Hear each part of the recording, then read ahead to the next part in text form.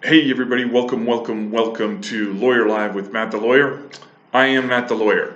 So, before we get started today, I just want to remind everybody, please go check out our blog posts on the blog on the website, mattthelawyer.com. You can find lots of information there, both about some of the things that we're thinking about, some of the things that we're working with clients about, and you can also check out our new healthcare compliance services. It's a new services that we're offering, so folks who are involved in the healthcare fields, whether you're a medical practice, physical therapy, home healthcare, those sorts of agencies, we are prepared to offer you compliance services. So please check those out, more details there, and just like we do with most of everything that we do at this thing, completely transparent about what the pricing is going to be. So I wanted to talk a little bit today about employment law stuff. It's a thing that's kind of on our mind here at the law offices because the Maryland General Assembly finished up their work earlier this month, so that tends to mean there's some changes in the law that are coming.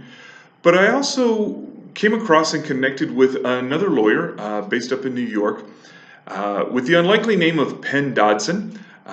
She's a very nice lady, and we were sort of communicating, and I asked her a question about what she would advise small business owners. See, Penn represents employees, people who are suing either former employers or current employers for various labor law violations. And I asked Penn, what would be the piece of advice that you would give to clients? And her recommended piece of advice kind of floored me until I started to think about it a little bit. And her advice was, be nice. That's it. Be nice. Now, don't be a pushover or something like that, but be nice.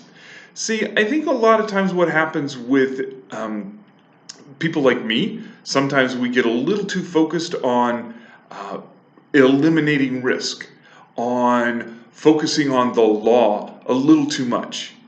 And her admonition about being nice really help sort of center things a little bit more, at least for me personally.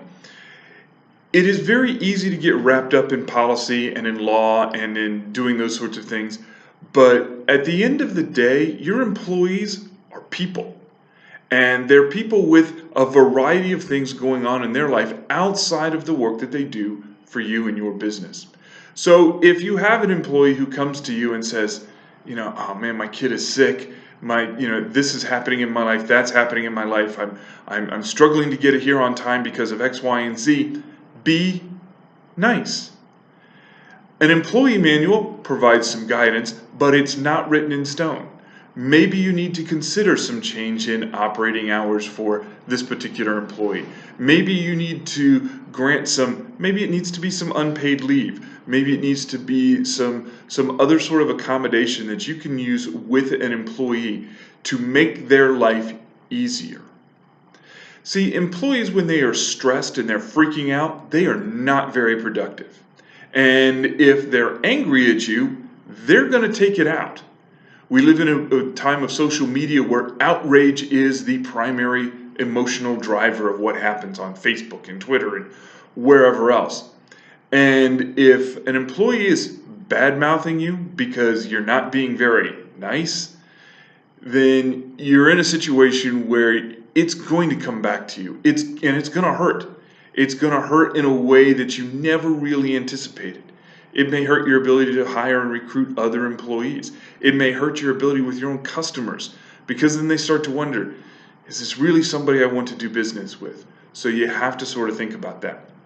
So Penn's advice to be nice really does carry a lot of weight, and I'm very, very thankful for her for giving me that sort of thing, and hopefully you never have to end up being on the other side of a lawsuit from Penn. At least I hope my clients never are. But when you are dealing with your employees, be nice until it's time to not be nice. I'm not saying be a pushover, I'm not saying ignore the rules or lower the law, but be nice until it's time to not be nice.